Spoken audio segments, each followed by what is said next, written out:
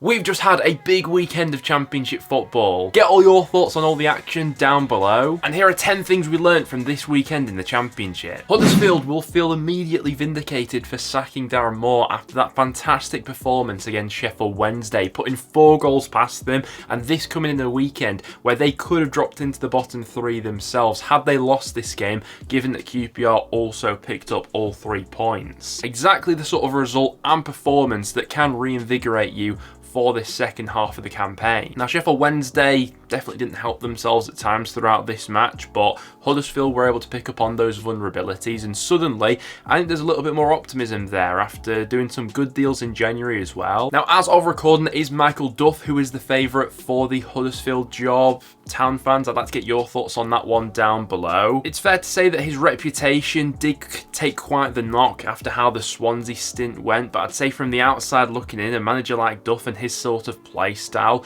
would probably be a better fit at Huddersfield than it was at Swansea with the sort of makeup of their team. A few other names that I have seen linked around have been the likes of John Eustace, Paul Heckingbottom and Alex Neil. Town fans, let me know down below what you make of all that speculation. For Sheffield Wednesday, yeah, that result really drops them in it, doesn't it? Elsewhere around the bottom of the Championship, Blackburn are in crisis mode. Having lost to QPR this weekend, it now means it's just 1 win from their last 11 matches. They're having problems both on and off the pitch right now, with John Dole-Thomason not allowed to speak to the media before their game against QPR, which was all very bizarre. He gave quite a spiky interview to the local press after that game as well, and we are in a situation now, given the long-term form that Blackburn have been on and how dismal it's been for them recently, that they are now in a relegation battle. QPR, who won this weekend, are only 5 points behind Blackburn now, and Rovers themselves have some massive games coming up. Next up, it's a game against Stoke, who are currently lower than them in the Championship and are also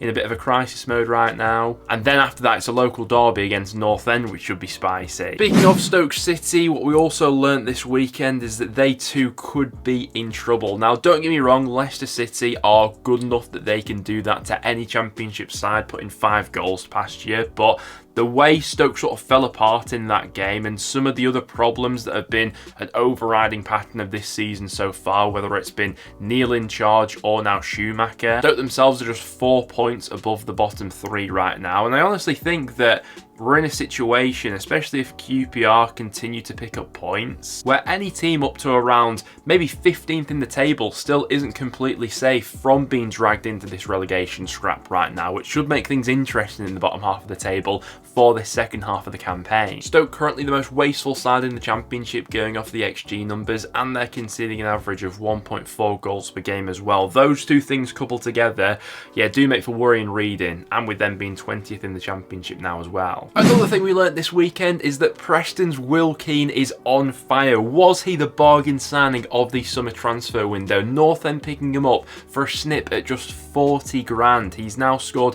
11 goals this season. He scored a brace over the weekend in Preston's 3-2 victory over Ipswich. 7 goals in his last 7 Championship matches, and he's currently averaging a goal every 125 minutes, which is an absolutely remarkable return for a Preston side that aren't exactly very attack heavy. Let's not forget, this is a Preston side who take 9.43 shots per 90, which is the second lowest amount in the Championship, and we've already got a player in Will Keane who's on to double figures now. Another thing we learnt this weekend from that Preston match is that Kieffer Moore will score a ton of goals for Ipswich in this second half of the season. Now, Ipswich were way below par in the first half at Deepdale, but Kieran McKenna making that switch in the second half to bring Kieffer Moore on, it just gives them a completely new dynamic. In the first half, they were trying to play it around North End, but not really having that focal point up front. As soon as Kieffer Moore was introduced, that completely changed. He won almost every aerial duel he contested, was an absolute menace in and around the box, and if you get the service right to him, he will score a ton of goals. I mean, absolutely no doubt about that. He completely changed the game for Ipswich in the second half and very nearly dragged them back into it. A brace on his debut, I'd be very encouraged by that if I was an Ipswich fan. Speaking of the race for the top two though, both Southampton and Leeds have taken advantage of this dip in form by Ipswich of late. They're now both on track to pick up over 90 points this season, and neither side showing any signs of slowing down soon. Looking at the recent form book of the last 6 games that each championship side has played, no team has picked up more points than both Southampton and Leeds, who are top of that form table right now. And it's quite incredible we're in a place where Leicester are on target to pick up over 100 points this season, and then we've got 3 sides in Southampton, Leeds and Ipswich who are all currently on track to pick up over 90 points. This is one of the highest standards we've had at the very top end of the championship, I think, in quite some time, with 3 quite brilliant sides. Obviously, it was a brilliant win for Leeds over the weekend. They got the better of Bristol City on Friday night, and then we expected Southampton to get their job done against Rotherham, which they went ahead and did. If I had to call it on a gut feeling right now, for me personally, of who gets that second spot, I think I probably would be leaning towards Southampton just because of that long-term consistency. But we absolutely can't afford to write off either Leeds or Ipswich, and I really do think it could come down to a point or two come the end of the season between those 3 sides. I think we can all agree that Hull City are going to be a lot of fun to watch in this second half of the campaign. It was Jaden Philogene scoring on his return to that side over the weekend in a 1-0 win against Millwall. The likes of Anis Arori and Ryan Giles both getting a run out in that game as well. The ideal front 4 for Hull City would probably include Liam Delap, who's obviously currently out injured, but those 3 players playing behind a forward in Jaden Philogene, Fabio Carvalho and Anis Arori is potentially one of the best trios we've got in the championship right now in terms of individual talent and what they can all produce from nothing in a moment of magic. Anis Arori very nearly scoring on his debut with an absolute thunderbolt. That crashed against the bar. And do you know what? Looking at Hull's upcoming fixtures, I think there's a very good chance that they do put together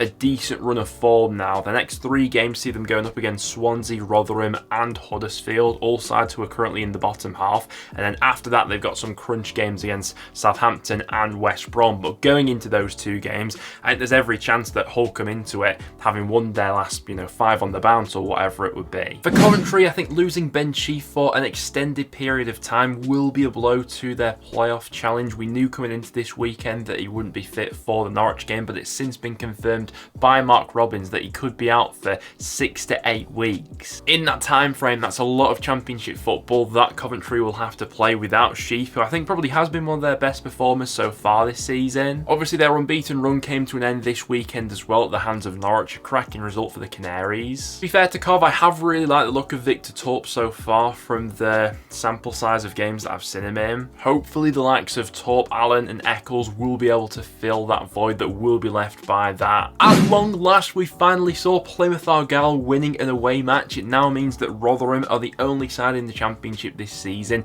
yet to win away from home, and let's face it, it's been a long time coming for Plymouth. I think over 270 days since they last won on the road. They finally got the job done away at Swansea. In typical fashion, it was Morgan Whittaker who made the difference in this tie as well. He's now got 22 goal contributions this season, which is only bettered by Southampton's Adam Armstrong, but a worrying result for Swansea, who have now lost 3 on the bounce. And then the last thing we learnt from this weekend, I think, is just how tight those last 2 spots in and around the top 6 are actually going to be. As things stand, there's only 5 points separating Cardiff, who are in 13th, with Hull, who occupy that spot in the top 6 right now. Now, last season, 69 points with a good goal difference was enough to get you into the top 6. Based on the current points per game that both West Brom and Hull are averaging, it's currently being projected that it will take you around 71 points to get you into the top 6, so a slight increase on last season's numbers, it would appear. Obviously, we saw 2 playoff challenges playing each other this weekend in Sunderland and Middlesbrough. They played out a 1-1 draw. Elsewhere, there were big wins for West Brom, Hull, Norwich, Preston and Cardiff. Well guys, that will now wrap it up for today's video. Thank you very much for tuning in. Just a bit of a quick analysis of some of the key talking points from the championship this week. Make sure to get all your thoughts on these games in the comments down below, and I'll see you all